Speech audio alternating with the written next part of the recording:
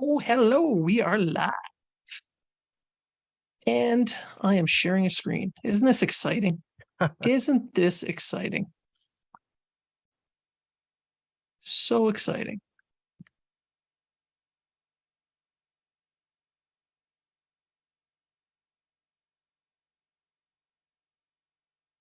Welcome to Habs Unfiltered. We are now live on YouTube. We're going to set up the recording here. Once we get started, we will begin. And 3, 2, 1.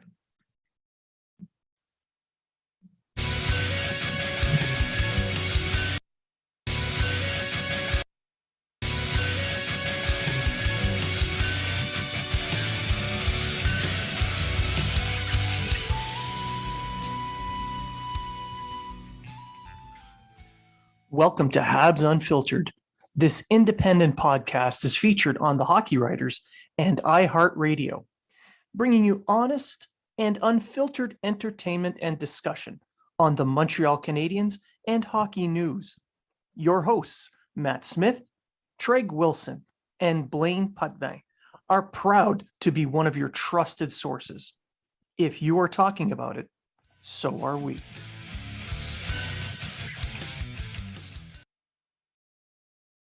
And welcome to Habs Unfiltered, episode 291. And I am your host, Blaine Putvin, joined up by my co-hosts, Matt Smith. Good evening. And Treg Wilson. Afternoon. Well, we're recording here live on YouTube. It is officially 11:22 p.m. Atlantic time on the 17th of November.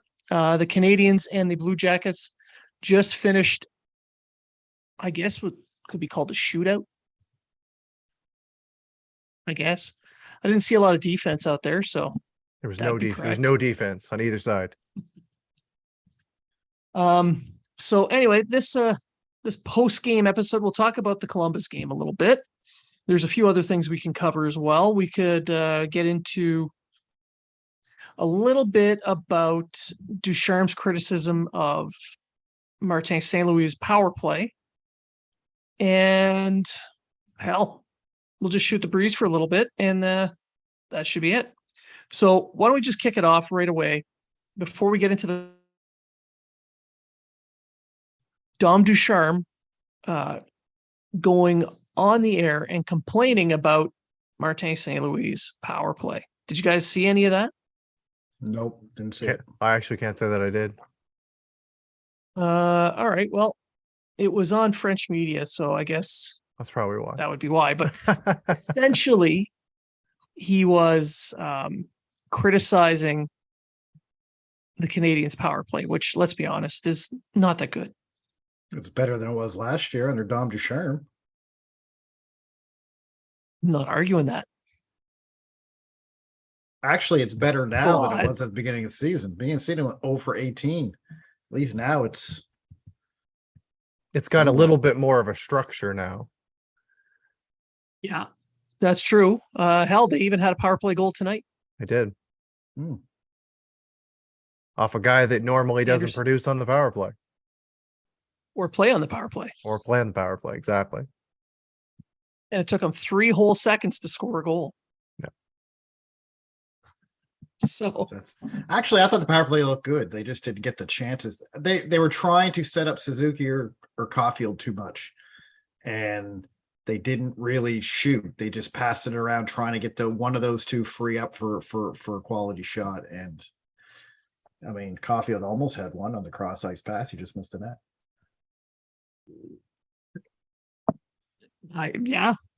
Yeah, pretty much. They were up until I'd say the last 2 weeks, the power play has been extremely predictable. But at least in the last week or so, last week and a half, they've mixed things up a little bit. It's not just one shooter anymore. It's 2, maybe 3. Although they really need to figure out that last man on the blue line, that high man. Hoffman keeps giving away pucks. It was that 5-on-5, but we also saw Jack Eye gave up the puck on the blue line when he was the last man back. But he also and got he's been back used in- on the power play. Yeah, no. I agree. He made a good play coming back, but he's been used on the power plays at the anchor on the power play on the blue line. Anyone who's there is going to have to play a little bit more safe because they're constantly keying in on that one player because they're playing the 1-3-1, and defenses know that the Canadians' power play isn't as aggressive as it should be. So if you key on that one man, then you can clear the zone. Right. The good thing about Jack Eye, though, and I'll just bring this up really quick, he's really good at getting shots to the net. Oh, absolutely. That's why he's Right. Like he is very good. He is very good at getting pucks through traffic. And he's got a couple goals to score for, or he's scored a couple goals because of it. Drouin, who's normally on that back there, that Huffman took over because Drouin got injured, but him and Drouin are probably the worst people to have back there because as soon as they lose the puck, It's pretty much all over. Yeah. At least with Jack Eye on the second line, he can probably get back or at least do something to get back when he gets back there. Yeah. But you're absolutely or at least try. You're absolutely right. It's very predictable. You know they're either going to Caulfield or Suzuki. Whereas before it was just Caulfield or just Shea Weber when he played. So you always knew where it was going to go. But they don't have a third guy there that's a threat, really. Like it's Caulfield or Suzuki. Right. But I do find if they can keep the zone, their zone passing and their zone, looks good. They just, I don't know, they're just scared to shoot. Like they're afraid unless they actually have a goal or have a they just don't shoot it. And I think on the power play you should create chaos. Like you should start shooting that puck more. Especially against Caprasalo tonight, who was giving up a rebound on everything. Then that guy in the bumper can, maybe plug in a rebound or do something. And I found they just don't do that unless they have a clear shot on net. Yeah, it's either a clear shot or a clear lane. Yeah, right. They just don't or a one-timer opportunity to Caulfield or something. That's really all they go for. Yeah. Yeah, like they don't try to create any type of chaos in front of the net or try to or try to get someone in behind the net or try, you know what I mean? Like the defense is in their box and they just kind of throw it around the zone, hoping to get someone open. Right. Yeah. But it's for Ducharme to say anything really, like his time with the Canadians when he finally took over in the first full year with the team, it wasn't anything to write home about. Like it was awful, and it ended up being just one of the worst years in Canadians history, and it was rough being a fan to watch. So for him to come out and criticize really anything is, he's just trying to get back in the limelight. That's all he's trying to do. I mean, I'm not going to take anything from Ducharme. I think Ducharme's a pretty good coach. Just the team that he had and the situation he had just wasn't. But this isn't the first time he's come out and said something about the organization. Like he also said, well, if he would have known they didn't care about winning, he wouldn't have tried to win. I mean, you weren't winning when you were trying to win. So I don't understand. Right. I don't understand that argument. Right. It's almost like he's trying to defend himself to get another job somewhere else, which again, I can't blame him. Yeah. Ducharme makes a good assistant. Sure, he's going to get one. Right. Ducharme makes a good assistant. Yeah, he does. And I liked him when he was an assistant, but it just the systems that he was trying to implement, they were junior systems that don't work at the NHL level. So I don't know if he was using anything all that different than what we're seeing now. He was getting defensemen to engage offensively. He was getting guys to try to do that breakout play that they constantly do, try to go rush up ice. But he was unable to get a cycle going on a regular basis because he couldn't get in the zone as often because the defense that he had on hand were not quite as mobile. He had Jeff Petrie and yeah, there you go. Don't get me wrong, I love Shea Weber, but he was not the kind of defenseman that was there to generate a transitional play. He was there to clear the zone, and then once the puck was in the other zone, get shots on net. Right. I think Ducharme's problem is he had the offense blocked in his system. You're going to go here, you're going to go here, you're going to go here, and this is what you're going to do. Whereas St. Louis has them, this is what we want to do, but if you find something better while you're out there, you have the skill, you have the talent, go use it. Yeah, he's letting the players play to their abilities. I don't care how you use it, just go use it, right? Yeah. Whereas Ducharme was like, nope, you're going here and you're going here, and that's where you're going to go, right? Because this is my system and this is going to work. And when it doesn't work, according to some players, he wasn't listening to when they're saying this isn't working. Like, I don't work well in this. Yeah. Can I do something different? And St. Louis is working with the players. He's saying, well, what do you think? Like, what do you think you're better at or not better at? And then they're working together. And I think they didn't have that with Ducharme. But right. Ducharme, I think, was an old school type coach. Therrien and Julien were the same way. And his mentors or the people he worked under were like that. And that's fine. That can work. That can work in some systems. Now, if he, say for some reason, Keefe got fired and Ducharme got fired on by Toronto, I think he would do okay in Toronto. I really do. Because when he had a talented team in Halifax, he was dominant. He was a dominant coach. He knows how to coach skillful players, because skillful players are easy. Go here, do your thing. Go here, do your thing. And that's what they did. And I think if you had a team like Toronto or a team with a lot of skilled players on it, mind you, any coach could probably coach a team with lots of skilled players on it to success. Except for DJ Smith. Yeah, but DJ Smith has a bunch of guys that just flop around on the ice. That's true. Sheldon Keefe. Yeah. Well, and that's what I'm saying. Like, I think Dom Ducharme would be successful in Toronto. I really do. I don't know if he'd win a cup, but I think he would be successful. Maybe a playoff series. Maybe. I mean, he won one with Montreal with no talent. Supposedly. Well, he won two, and then Richardson won the other. Yeah, I guess. I mean, all right. He did have a goalie who could stop a puck, though. So, yeah. See, I think that's the crux of the whole thing. You're only as good. I can show you a good coach when I can point to a good goalie. Yeah. But on the power play side, just to wrap this up a little bit, I don't understand the criticism. It's a team in transition. They're rebuilding. They're trying new things. And yet the power play is still producing at a higher rate than under Ducharme. So I understand the criticism as in it's not really up to snuff yet, but he might not be the best voice for that. If you're wondering, the power play went from 11.8 3 weeks ago to 15.9.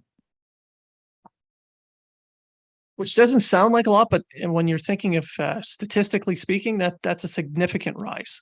So they're still 29th in the league, but the point is that's a significant. But they're not 31st anymore.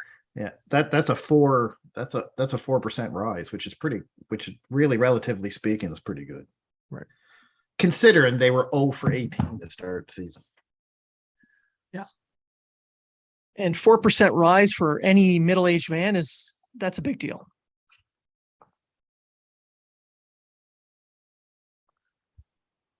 Matt wouldn't know. Before we move on, 110% rise. Yeah. He's still young. But before we move on to talking about the Columbus game, I just want to remind our listeners to check out seatgiant.ca. Use the code unfiltered20, get 35% off. of your purchasing fees. Go to nonamehockey.co. Purchases of custom-made hockey equipment. It's excellent equipment. It's even helped me score some goals. It's impressive. And finally, our friends over at Boxing Rock Breweries, Puck Off Lagerdale. It's a delicious post-game carbonated drink to share with your friends after playing some really bad beer league hockey. Or good. I mean, maybe you're good. Bad or good, doesn't matter. The night's not complete until you have a Puck Off Lagerdale. So, moving on to the Columbus game. Treg, you had one more thing, didn't you? Oh, I was just going to add the if you want workout gear, lift off apparel.ca. You get a 20% discount, I think, with us if you use the code Unfiltered. It's 15 or 20. I can't remember. Probably 15. I'll say 15. Use the code Unfiltered. You get a 15% discount. That's all. All righty. So the Columbus game, the Canadians decided to continue with their bakery that they had going against the New Jersey Devils and made all kinds of turnovers, delicious turnovers that the Blue Jackets just ate right up. I was wondering where the hell you were going with that. Then I was like, it's all coming together. It's all coming together. I like this. If you're in the Trenton area, head over to Wanamaker's Bakery. They have some delicious turnovers. You better be getting some free turnovers out of that. Ad placement. I wish. You better be eating for free. I'd live there if I could. Yeah, I don't blame you. Now, the game looked a little bit out of hand at the end with a 6-4 final, but with the empty net, didn't really help much. So the Canadians lose the game outright, and they are now at an even 500 at 8-8-1. Unfortunately, they lost to a Columbus team that they look like the Canadians from last season. All their best players are out hurt. Most of them. They're in disarray. Yeah. It looks like they're in line to become the second 32nd place team ever. So losing to that team kind of hurts a little bit, especially the way they lost. Matt, what did you see in the game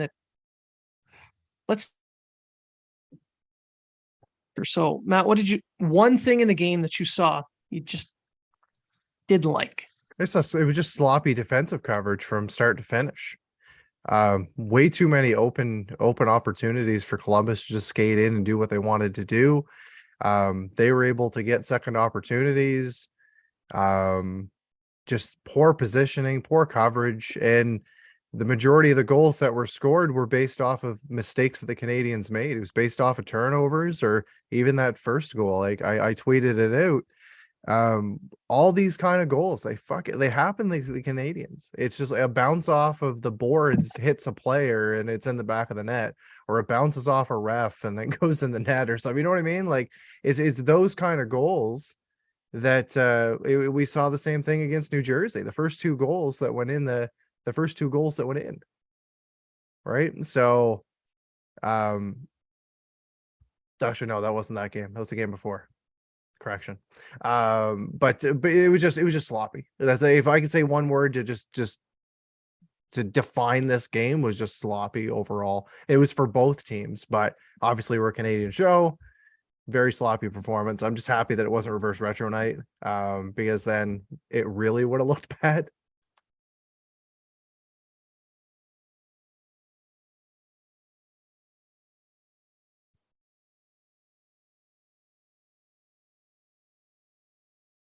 So in looking at the Canadians stats wise, they outshot the Blue Jackets by quite a margin.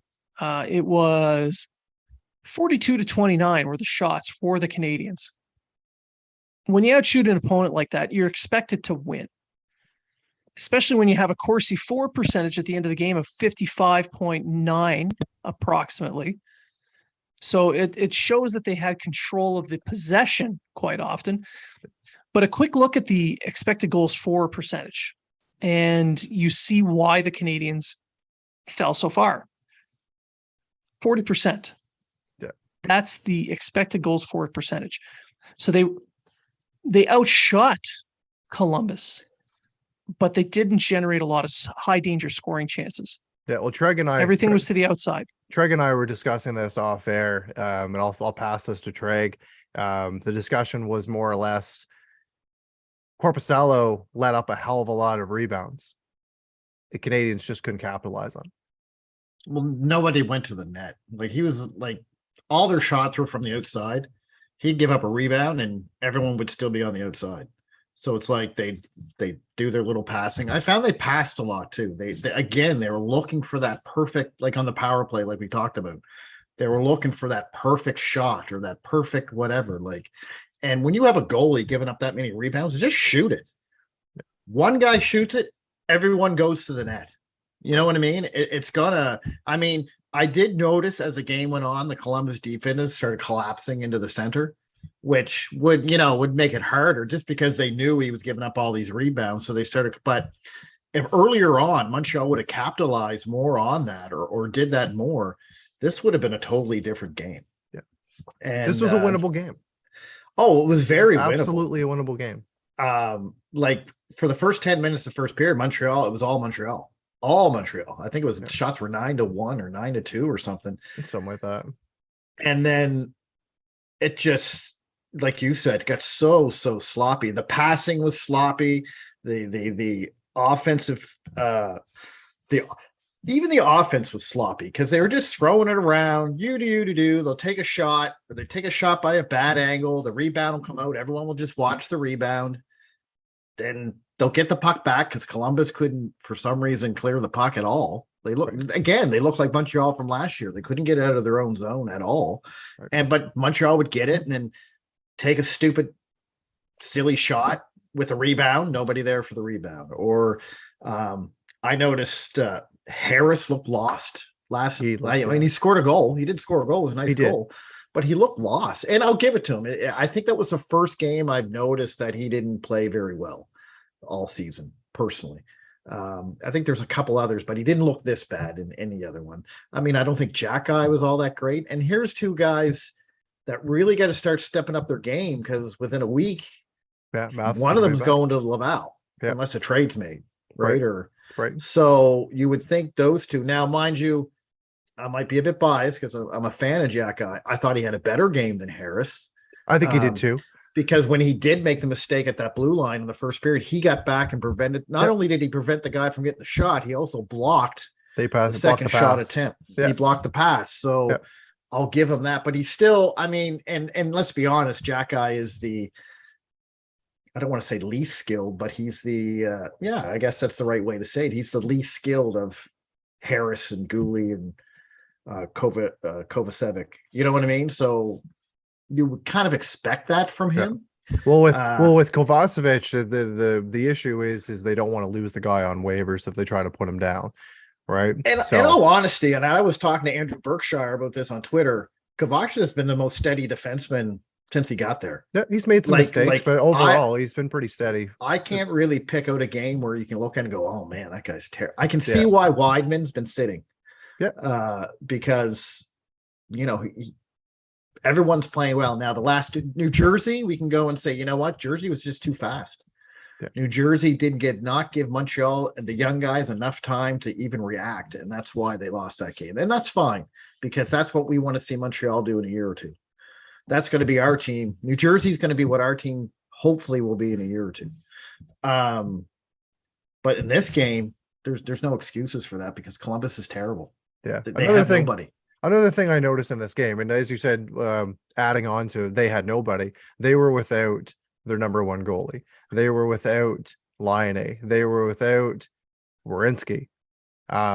But what I noticed is when the referee got hurt, then all of a sudden you're running a one ref system or a three ref system, but one official, two linesmen. All of a sudden it was a flood of penalties, and then there was nothing in the first, nothing in the third. Yeah. Right. And I was like, okay, call your quota. Right. I think maybe that ref was saying, I'm by myself. I'm going to start calling shit so that they know that, hey, I need to control this game. Yeah. Right.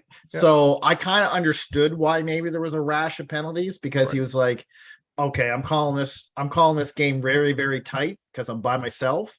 Yeah. So, and then maybe these guys will get, okay, this guy's going to call every little thing. We better and I think it worked. Right. So I'll give that. I mean, I don't know, Blaine, maybe you would know, would a linesman step up to be a second ref in that situation, or is it just one ref, two linesmen? One ref, two linesmen. Okay. And the calls he was making kind of go in line with what you're saying. He was trying to show calls. Yeah. This is what I'm not going to tolerate this. Anything outside of that, you're okay. Yeah.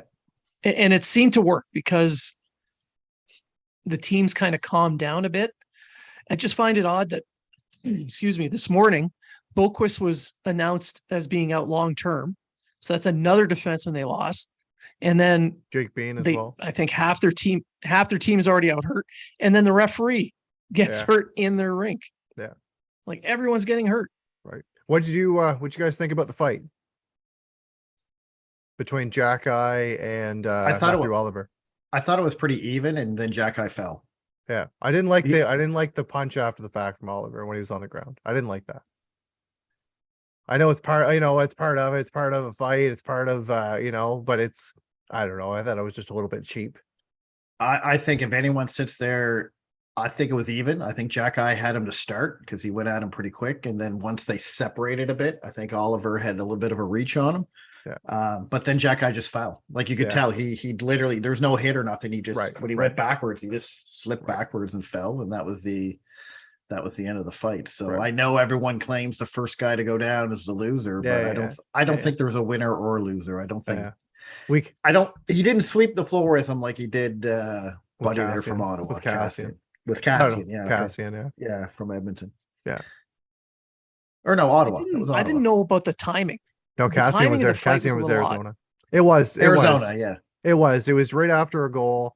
It's right at the end of the period. Yeah, all the momentum was on the last face-off. It was a little bit odd for timing, but you got to think, like when and Treg brought this up, Jack-Eye, Harris, these guys are trying to show themselves or show the coaching staff, show the general manager, we belong on this team, right? Harris had the goal, had some defensive issues. Jack-Eye threw a guy into the bench. He had a fight. He, had an assist. He had an assist.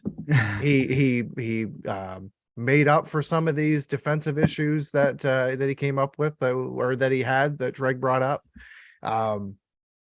It's going to be a hard decision. And like I ran a poll on Twitter, and Wideman was the one, over 50% of the vote, saying this is the guy that should go to Laval.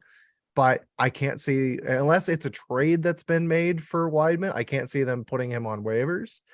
He's a veteran guy. He's stepped up.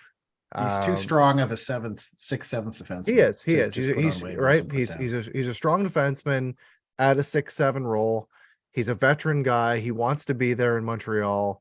And I look back at when Jack-Eye took that penalty that led to the penalty shot, and he was just hanging his head on the bench, and it was Wideman that came over and calmed him down. And like, they need players like that in the locker room. They need players like that around the team. So I would not want to lose him, say, on waivers. A trade's a whole different story. Because he's league minimum too. So it's not like anyone who needs a little bit of an offensive defenseman wouldn't pick him up. He had 27 points last year. So it's not like he didn't do anything last year. Right. It's gonna be a hard decision, but like, Matheson's not gonna sit. Like, as soon as he's ready to play, he's in the lineup. Yeah, and they're not going to put a forward down. They're not going to play with eight defensemen. No. I mean, the only thing that's going to save them now is that Druin's out and Armia's out, and they didn't really, all they called up was Pitlick, so they still have one spot open. So really, right now, they could go with 8 defensemen until Armia's ready to come back, and then they still got to make the decision who to. I don't know. Maybe Edmondson gets traded to Toronto.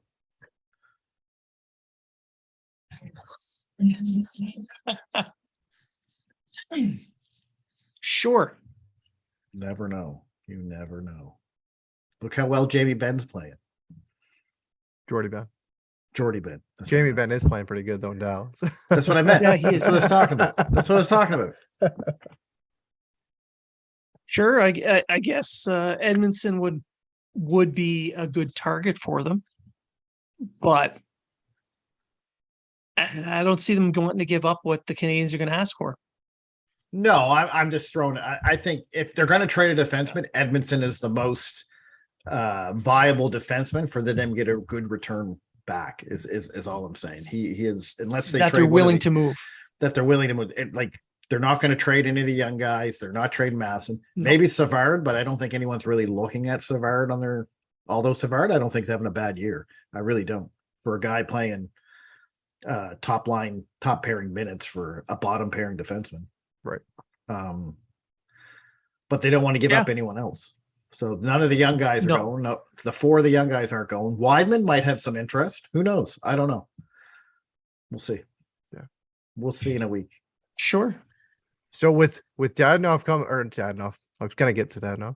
With Drouin being injured, Armia being injured, guys have started to step up, and Dadonov is one of them. Like I talked to Berkshire as well, and I said, like, this guy's pretty much has to get going. Like, either get Slavkovsky on that line or throw this guy on in the press box. And the last few games he's been very noticeable. He's got a goal, but he's hit the post a couple times. Yeah, he's kind of been all over the last couple of games, and we saw it again tonight. Anderson's another one. He could come back from his suspension, and I think he's been great since he's been back. Dadonov's been up and down the game against Columbus. Like, he had a few good shots, and a few times you just shook your head at, what are you doing? But I think that's Dadonov's overall game anyway. Right. I mean, he's a 20-25 goal scorer. There's no way he should just have one goal. I think Montreal's biggest issue is they have one line and they don't have the right people to match up with the rest of the lineup. I think that's the problem. I think that's why you have a guy like Dadonov and Huffman and that struggling, because they don't have a good enough. Now, Anderson, Monahan looked really well together today, I thought. Now, who was with them? Huffman? No. Or Dadonov? Dadonov. And then it's Dvorak, Gallagher, and Hoffman. Yeah. See, I don't think that line's very good at all, even though it had the most points tonight. I don't know. I Montreal just has a team where, for some reason, the other lines, no matter what they do, the other lines just don't click. Yeah. Well, it's a lot of extra pieces. And then it's just trying to put those extra pieces together to try to make something work. And a lot of the players are the same type player. They're like a one-dimensional same type player. So you don't have that. Like, Suzuki, Caulfield, and Doc are 3 different players that do 3 different things, and it's working. Yeah. Whereas Gallagher, Huffman, and Dvorak all do the same thing. Right. Huffman shoots, and Gallagher and Dvorak just crash the net as much as they can. That's it. Right? Monahan, Anderson. Anderson's the power forward. Monahan's the passer, and then Dadonov is there. And I don't know until they find another line. Till they move Slavkovsky, I think, up. You're going to have Slavkovsky, I think, got to have more. But who do you take off? Who do you move down for Slavkovsky to move up? That's the thing. So that's a tough call. It would have to be a tough call. It would have to be Dadonov or Hoffman. Because I'll tell you right now, they have Dadonov and Hoffman where they are because they're trying to sell them. Telling you that right now. Yeah. Especially Dadonov. Yeah. I think Slavkovsky with Anderson and Monahan would be a great line. And that's what I've been asking for. You got all guys that they have some size, they'll shoot the puck. Like, I think that it would be an effective line. Yeah. And they would get better matchups. Monahan would do it all. Anderson's your goal guy, and Slavkovsky's an excellent passer. Yeah. He can score with goals, a very underrated shot. Yeah, but I think he could pass better than he can score. I think everyone just looked at the Olympics and went, "Oh, this guy's a goal scorer." I think he's more of a playmaker. And he got his first assist, by the way, tonight. Yep. So everyone knows. I think that would be a great line. I just think it would be good. Like, I understand Martin St. Louis is like, I want to bring this guy up slowly, like he's getting more power play time now. He's, slowly integrating him more into the game. But I think it's time to make that step up. But you get, like you said, Dadonov is playing very well. Huffman's playing well lately. Like, who do you move? You're not moving Gallagher to the fourth line. You're not moving Anderson to the fourth line. So it's going to be Dadonov. What's going to end up happening is the next healthy player that's going to come in is likely going to be Armia. As he's skating right now, which just he's not ready to be back into a game. And you're probably going to see Armia take Pizzetta's spot, and it'll be in Armia, Slafkovsky, Evans fourth line. And that's a terrible line. That's a terrible line because Evans, for some reason, has no points or 1 point, 1 assist, and Armia has nothing. So, I mean, you're not looking at your fourth line to be this big scoring line, but for Slafkovsky, he needs someone, to. But we'll see. At least he's not being benched 8 games in a row. So yeah, with Slafkovsky, St. Louis is taking it along slowly, and he is having him sit there and watch videos.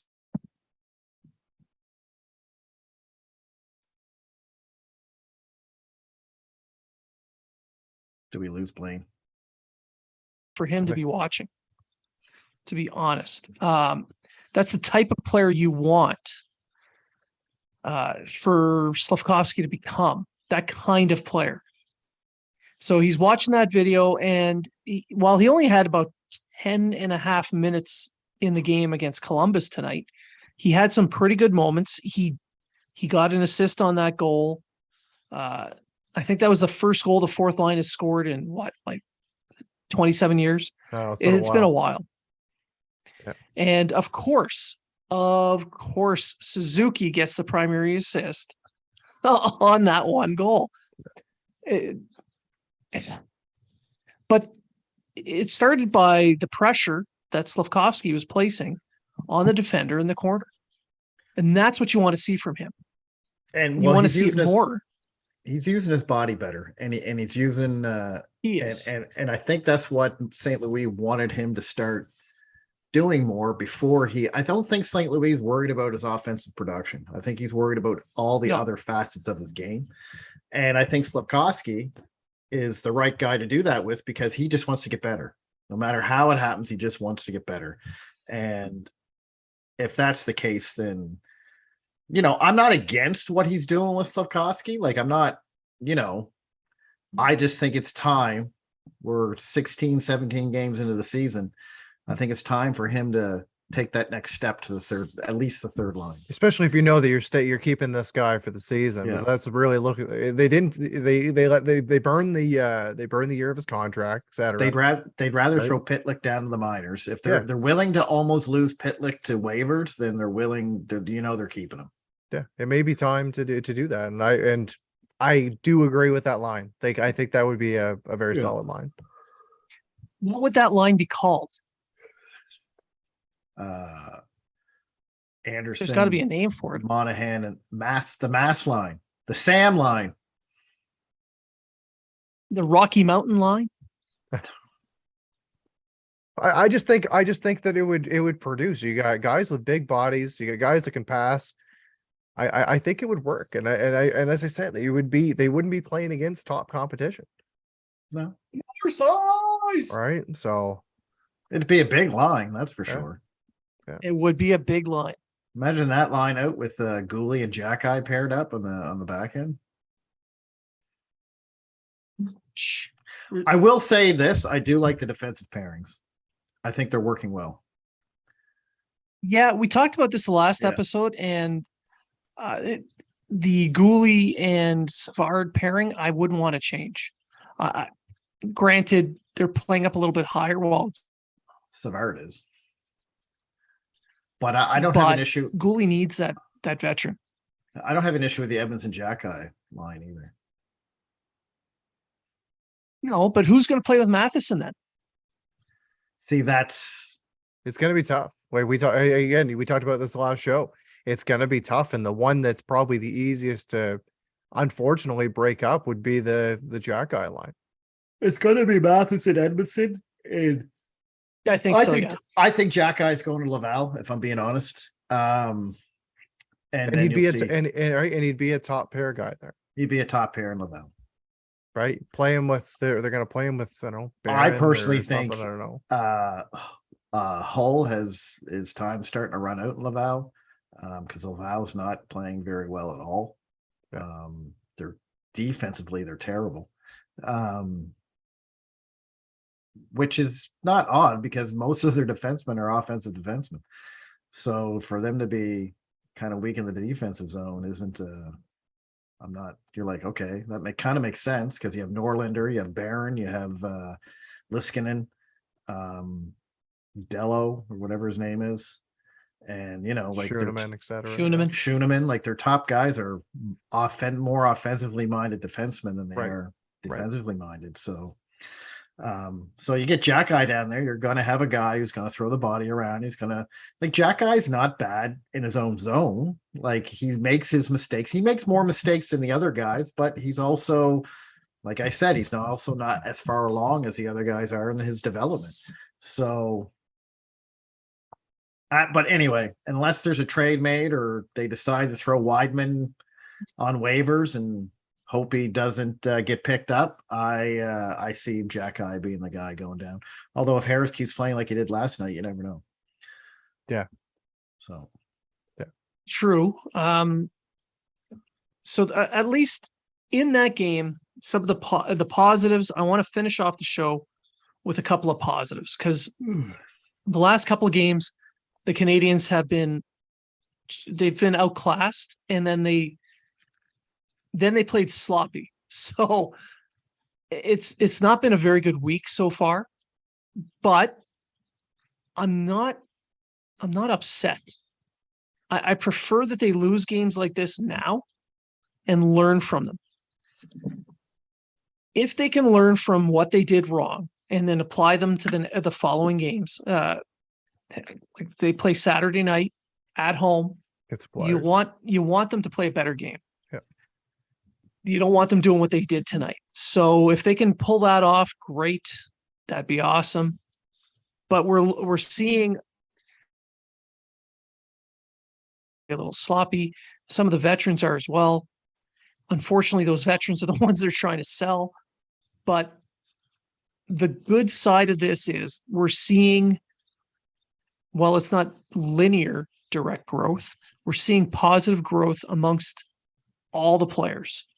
They're slowly moving up. Like it's, like a stock code, like a stock market graph, up, down, up, down, up, down, but it's on a linear pace up. That's best I can do at this point. I can't say I'm upset about the loss tonight. I'm more disappointed because it was a winnable game from start to finish. The disappointed dad. Right? Oh. And when you outshoot your opponent 42-28 and you control a lot of the play, even despite your mishaps, you should probably still walk away with a W. My final thought on this is I'm happy to see guys like Anderson scoring, putting the puck in the net. Gallagher got a goal tonight. Dvorak put up a couple of assists. They're getting some secondary scoring, which is good when the big guy, well, not when the big guys, but when the big line isn't 100% producing. And they only had the goal tonight from Suzuki, and then the primary assist on the Harris goal.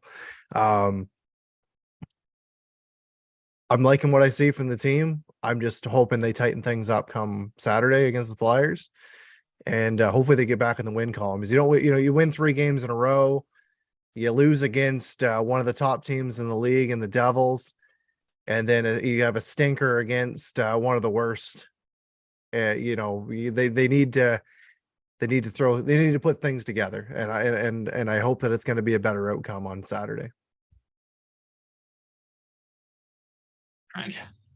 I just like the fact that all 4 goals are secondary scoring. The first line didn't score any goals. I know Suzuki had a goal and assist, but he was on the ice with other line mates, not his normal ones. at the time. So that's what I like about it. Like you said, Gallagher and Dvorak had 2 assists. Gallagher had a goal and assist. That's the positive I'm taking from this game, that they didn't just rely on the first line to do all the scoring, which is what they need to do to go down. And I'll say this, Montembeault, I didn't think had a bad game, even though he let 5 goals in. I think he played well. He kept the team in the game. And it reminded me of the old Grant Fuhr days when they used to win 6-7-6, but he made that one save.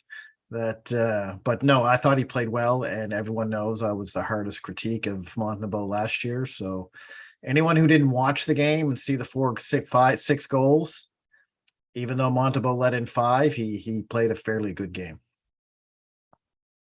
Yeah, I agree. He definitely wasn't the reason they lost that game. No, not at all. But I'm going to give one more positive here, and one that I find is topical at the moment, and that's Nick Suzuki scoring from behind the net, and that gave him a shooting percentage of 35%. To me, if you're scoring from behind the net, I think your shooting percentage is going to stay sustainable. He's actually 28% right now overall, but tonight's game. Yeah. Oh, okay. I see what you're saying. Yeah, it's nice. Yeah. Well, he's 28 overall. So I mean, that's going to drop, everyone. It's going to. Suzuki he's totally. Isn't he in the top 10 in points now? Isn't that the first time we've had someone in the top 10 in points in like 100 years? Totally overpaid. One of the worst contracts in the NHL. I don't even know who you are. This delusional fan base that can think of anything other than that. Deranged. I don't understand. Yeah, deranged. I don't even know why you're talking about it, because I don't know who you are. I've never heard you.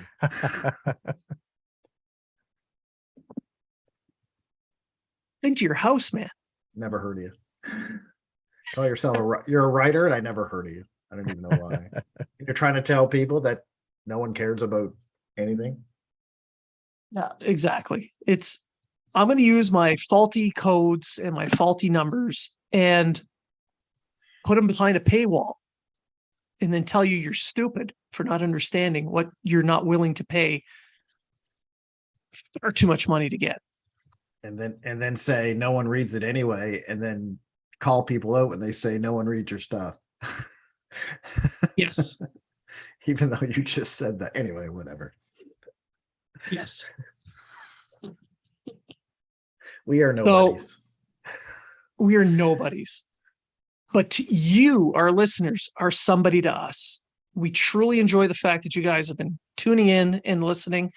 Now that we're over with Crier Media and we're on Megaphone, I've noticed a little bit of a bump in our listening numbers, and I want to thank you guys for helping us with that. Be sure to keep telling all your friends about us. We don't care if they hate us and they're listening to us just to make fun of us, as long as they're listening. And again, keep the emails coming, keep the suggestions coming, keep the interaction on social media coming. On a note, there's some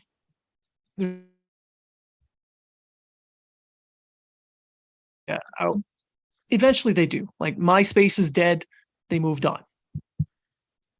So if Twitter does go down, we have now moved over to Mastodon. The show and ourselves are all on YouTube, Instagram, Facebook, Twitter. Big on Twitter. It's not going anywhere. It's not going anywhere. Yeah. I've talked to Elon. It might have said parody. It might have said parody afterwards, but whatever app shows up afterwards, we can call it Twatter. Done. Tweeter. It's Twitter without Elon Musk. Yeah. I just hope I get my $8 back if this goes down. So much for editing tweets now. And the most important thing to take out of all this, or to our listeners, make sure you subscribe. All right, make sure you subscribe on YouTube. Make sure you subscribe on your favorite podcast, etc. So when we have our new content that comes out, you're going to be the first one that's going to be able to see it. When we get 1,000 subscribers, I will do a show with my shirt off. Ding, ding, ding, ding, ding, ding, And ding, ding, ding. we will definitely give away a Montreal Canadiens jersey. Yes. Maybe, unless Twitter goes down. And then we might not be. I've got another one up here. An authentic jersey, fight strap and all. Anyway, I want to thank everyone for listening. I want to thank you guys for interacting with us. And I want to, again, reiterate, we really appreciate everything that you guys do to help us make this community that much more fun. And remember, if you're talking about it, so are we. And for our live stream listener on YouTube, hi, Mom. That does it for the show. We will